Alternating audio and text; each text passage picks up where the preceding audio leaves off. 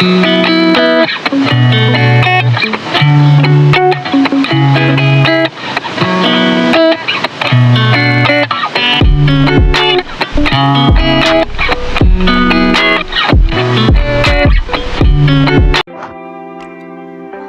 di sini saya akan menjelaskan tentang operational clearing, RTGS, device, dan transfer. Yang pertama itu ada clearing. Jika kita memperoleh selembar cek atau bilet giro dari seseorang nasabah bank, maka otomatis kita akan menguangkan cek atau bilet giro tersebut ke bank penerbit cek atau bilet giro tersebut. Yang menjadi masalahnya jika cek atau bilet giro tersebut berada jauh dari lokasi kita, sehingga kita tidak perlu waktu untuk menguangkannya. Masalah lain, jika bank yang mengeluarkan cek atau bilet giro tersebut ternyata banyak, katakanlah dari 5 bank dengan lokasi yang berbeda-beda dan berjauhan. Maksudnya nasabah yang menguangkan cek atau bilet giro tersebut lebih dari 5 lembar dan dari bank yang berbeda. Di samping faktor waktu, kita juga perlu mempertimbangkan biaya untuk orang yang menagihkannya, belum lagi faktor keamanan uang pada saat ditagihkan. Untuk mengatasi masalah di atas, bank menyediakan sarana penagihan yang kita kenal dengan namanya jasa clearing. Nah, jasa clearing itu merupakan jasa yang penyelesaian utang piutang antar bank dengan cara saling menyerahkan warkat-warkat yang akan dikeliringkan di lembaga clearing. Sedangkan pengertian warkat-warkat adalah surat-surat berharga seperti cek, bilet giro, dan surat piutang lainnya. Kemudian yang dimaksud dengan lembaga clearing adalah merupakan lembaga yang dibentuk dan dikoordinasi oleh Bank Indonesia. Setiap hari kerja, bank yang ikut clearing tersebut peserta clearing dan merupakan bank yang sudah memperoleh izin dari bank melalui jasa clearing. Bilet giro yang dimiliki ke bank di mana nasabah memiliki rekening.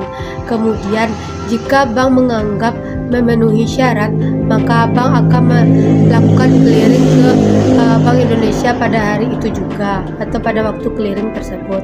Nah, nasabah juga dapat langsung menyetorkan beberapa macam cek atau bilet giro dari berbagai bank dengan catatan masih dalam satu wilayah clearing. Keuntungan dengan adanya clearing adalah waktu penagihan menjadi lebih cepat, terutama untuk warkat dalam jumlah yang banyak. Kemudian biaya penagihan menjadi lebih murah, serta risiko keamanan dari uang nasabah menjadi terjamin. Tujuan utama dilaksananya clearing oleh Bank Indonesia yang pertama untuk memajukan dan melancarkan lalu lintas pembayaran giral antara bank di seluruh Indonesia. Yang kedua, agar perhitungan penyelesaian utang piutang dapat dilaksanakan lebih mudah, aman, dan efisien. Yang ketiga, salah satu pelayanan bank kepada nasabah masing-masing, terutama dalam hal keamanan dan biaya yang dikeluarkan. Dan selanjutnya ada pengertian dari warkat-warkat yang dikeliringkan. Warkat-warkat yang dikeliringkan atau diselesaikan di lembaga clearing adalah warkat-warkat yang berasal dari dalam kota. Artinya cek atau bilet giro yang akan dikeliringkan harus berasal dari kota atau wilayah clearing yang sama. Misalnya, cek dari Danamon cabang Blok M harus diuangkan di Bank Jakarta. Sedangkan warkat-warkat yang dapat dikeliringkan oleh bank melalui lembaga clearing adalah sebagai berikut. Yang pertama ada cek, yang kedua ada bilet giro, yang ketiga ada wesel bank, yang keempat ada surat bukti. Nah, penerimaan transfer dari luar kota. Yang selanjutnya ada lalu lintas giral atau nota kredit. Nah, proses penyelesaian warkat-warkat clearing di lembaga clearing terdiri berbagai tahap. Yang pertama, tahap-tahap ini harus dijalani untuk menyelesaikan seluruh warkat yang dikeliringkan, yaitu dengan cara penolakan clearing. Warkat-warkat yang yang dikeliringkan tidak selamanya tertagih. Bahkan setiap kali transaksi clearing terdapat beberapa warkat yang ditolak pembayarannya. Ada beberapa alasan penolakan clearing pada penerimaan warkat-warkat clearing tersebut dalam clearing yang masuk. Nah, dalam praktik, alasan penolakan pembayaran cek atau bilet giro disebabkan yang pertama, adanya asal cek atau bilet giro yang salah. Contohnya, cek atau bilet giro berasal dari luar kota atau luar wilayah clearing atau mungkin dari luar negeri. Yang kedua, tanggal cek atau bilet giro belum jatuh tempo. Artinya cek atau bilet giro tanggalnya di atas tanggal hari ini. Yang ketiga, materai tidak ada atau tidak cukup sesuai dengan peraturan yang berlaku. Nah, yang keempat, ada jumlah yang tertulis di angka dan huruf yang berbeda. Nah, sebagai contohnya, nominal angka yang tertulis 100.000 tetapi huruf tertulisnya 1 juta rupiah. Nah, yang kelima, ada tanda tangan dan atau cap perusahaan tidak sama dengan spesimen. Yang keenam, ada coretan atau perubahan tidak ditandatangani. Artinya terdapat coretan atau perubahan namun di atas coretan atau perubahan tidak ditandatangani.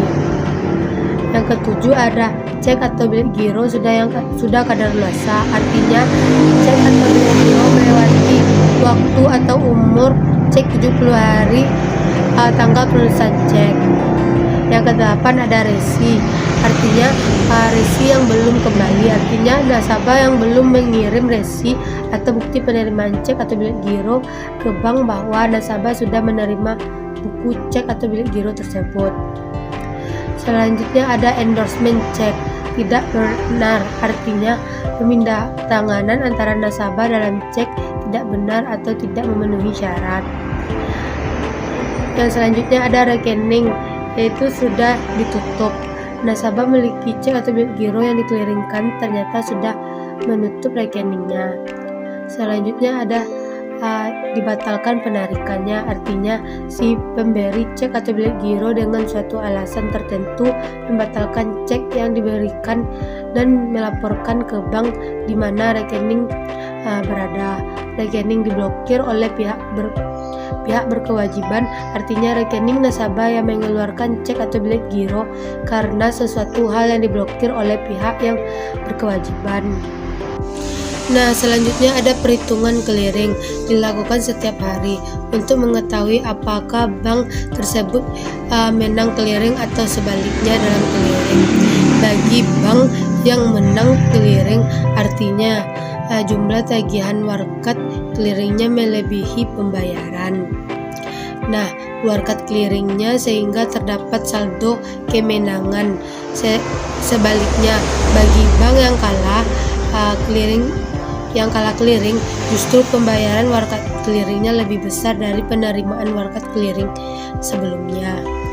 Bagi bank yang menang, clearingnya menunjukkan prestasi bank tersebut dalam membina nasabahnya. Demikian pula sebaliknya, bagi bank yang kalah, clearingnya akan menutup sejumlah kekalahan clearing pada hari yang bersangkutan. Dan apabila tidak dapat ditutupi, maka bank yang kalah clearing tersebut dapat memperoleh pinjaman call money dari bank peserta clearing lain yang waktunya relatif singkat. Nah, selanjutnya ada RTGS, adalah singkatan dari Real Time Gross Settlement yang merupakan jenis pembayaran untuk pengiriman uang dalam jumlah yang besar. Jenis pembayaran ini menjadi pilihan bagi nasabah yang ingin melakukan transaksi dengan nominal di atas 100 juta. Dengan Real Time Gross Settlement atau RTGS tersebut, uang yang ditransfer ke rekening tujuannya akan sampai secara real time. Namun, bukan berarti uang yang akan diterima di menit dan di detik yang sama. Pasalnya, proses ini membutuhkan waktu juga. Biasanya uang yang ditransfer menggunakan real-time gross settlement membutuhkan waktu 4 jam atau lebih cepat untuk bisa sampai ke rekening penerimaan tersebut. Nah, selain itu ada pula biaya yang dikenakan untuk melakukan transfer via RTGS tersebut. Cara kerjanya RTGS tersebut saat ini nasabah memiliki keleluasaan untuk memilih melakukan transaksi real-time gross settlement via mobile banking atau mendatangi kantor cabang bank terdekat. Dibandingkan dengan mekanisme transfer uang lainnya, semisalnya LLG atau clearing, cara kerja RTGS memang lebih cepat. Ketika nasabah memilih untuk melakukan transfer real-time gross settlement di pagi hari, bank akan memprosesnya dan uang yang akan sampai di rekening penerimaan setelah beberapa jam, tepatnya pada siang atau sore di hari yang sama. Namun, apabila transaksi dilakukan di atas pukul 3 sore atau menjelang waktu operasional bank tutup, uang yang ditransfer akan sampai di rekening penerima pada keesokan harinya. Selain itu, jika transfer antar bank menggunakan real-time gross settlement dilakukan pada akhir bulan, yaitu pada tanggal 30 atau 31, pengiriman uang yang tertunda atau delay selama 1 hari kerja karena adanya proses tutup buku. Uang yang dikirim pun baru akan sampai lusa harinya, yaitu pada tanggal 2. Selanjutnya ada pengertian tentang device adalah infrastruktur yang dikembangkan oleh Bank Indonesia berupa optimasi sistem pembayaran retail nasional menjadi lebih real time, mudah, dan tepat diakses kapanpun. Device melainkan sebuah sistem pembayaran yang setara dengan sistem pembayaran pada umumnya atau SKN dan RTGS, di mana sistem pembayaran tersebut berlaku pada bank-bank yang kamu gunakan saat ini. Tidak semua bank bisa menggunakan fasilitas device. Bank Indonesia sendiri menerapkan beberapa persyaratan kepada perusahaan perbankan. Selain itu, penerapannya akan dilakukan secara bertahap sesuai dengan rencana dan kesiapan industri perbankan. Nah, yang selanjutnya ada tentang transfer. Nah, transfer itu salah satu kendala pengiriman uang dengan membawa uang tunai yang langsung dari satu wilayah ke wilayah lain. Antara faktor keamanan uang tersebut, bahaya perampokan tidak hanya dapat mengancam uang yang dibawa, akan tetapi juga nyawa si pembawa uang tersebut. Nah, di samping itu, keamanan uang juga tidak dapat dijamin sampai tujuan, karena bisa saja si pembawa uang melarikan uang yang akan dikirim dengan sengaja. Di sisi lain, resiko kehilangan yang tidak sengaja mungkin saja terjadi. Nah, faktor kendala lain dalam mengirim uang dengan pengiriman langsung ke alamat tujuan memakan waktu yang relatif lebih lama. Kemudian, di samping masalah waktu, biaya yang dikeluarkan untuk pengiriman juga relatif lebih besar. Belum lagi, kita tujuan pengiriman ke berbagai tempat di berbagai daerah yang relatif jauh atau luar kota, luar negeri. Nah, dengan demikian pengiriman uang dengan cara membawa langsung uang tunai yang akan dikirim menghadapi kendala dari berbagai faktor. Nah, untuk mengatasinya masalah tersebut, bank berhasil menyediakan akan sarana pengiriman uang yang dijamin aman sampai tujuan. Nah, keuntungannya biaya pengiriman yang relatif jauh lebih murah dan waktu pengiriman yang sangat singkat. Pengiriman uang lewat bank dapat pula mengefisienkan waktu dengan pengiriman di satu tempat jika pengiriman untuk beberapa tujuan sekaligus ke berbagai tempat lain dalam waktu yang sama. Jasa pengiriman uang lewat bank ini disebut juga dengan transfer. Nah, transfer secara umum adalah pengiriman uang lewat bank. Transfer dapat pula diartikan sebagai pemindahan uang dari rekening yang satu ke rekening yang lainnya dengan berbagai tujuan. Nah, pengiriman uang atau pemindahan uang dapat dilakukan dengan berbagai tujuan, baik dalam kota ataupun luar kota, bahkan luar negeri sekalipun. Lama waktunya pengiriman tergantung dari sarana yang digunakan untuk pengiriman. Nah, pengiriman uang dapat tiba hari itu juga dan langsung sudah dapat dicairkan di tempat tujuan melalui sarana pengiriman dengan sistem online komputer.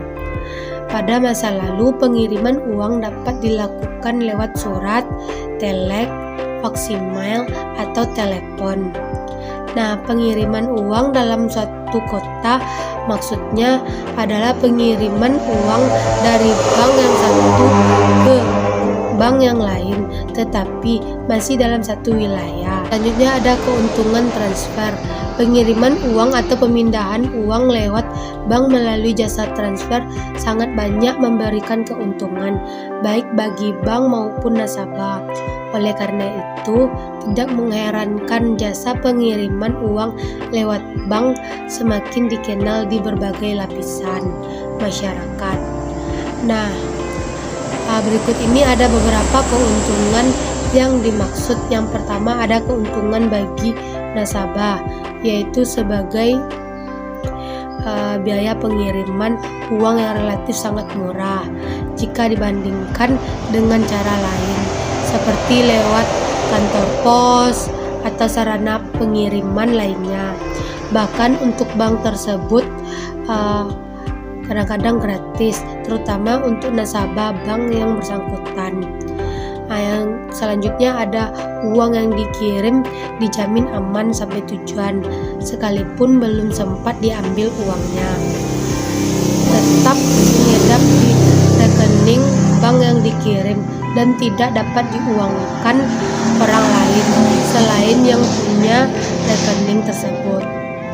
Nah, selanjutnya ada waktu tiba sangat cepat apabila dengan sistem online komputer, begitu uang dikirimkan saat itu juga tiba di tempat tujuan. Artinya uang yang dikirim tiba saat itu juga akan minimal dalam 1 hari. Proses pengiriman sangat mudah. Cukup mengisi formulir lalu bayar dan uang pengiriman ke tempat tujuan. Selanjutnya dapat mengirim ke beberapa tempat tujuan sekaligus. Contohnya untuk melakukan pembayaran atau kewajiban ke berbagai tempat dan berbagai bank nasabah. Cukup datang ke satu bank, semua transaksi akan dilayani. Nah, pengiriman uang tidak selalu tunai, tetapi dapat dilakukan lewat pembebanan rekening nasabah yang bersangkutan. Keuntungan bagi bank adalah yang pertama, memperoleh penghasilan dari biaya pengiriman dan untuk pengiriman ke daerah tertentu. Nasabah dibebankan biaya provinsi dan komisi.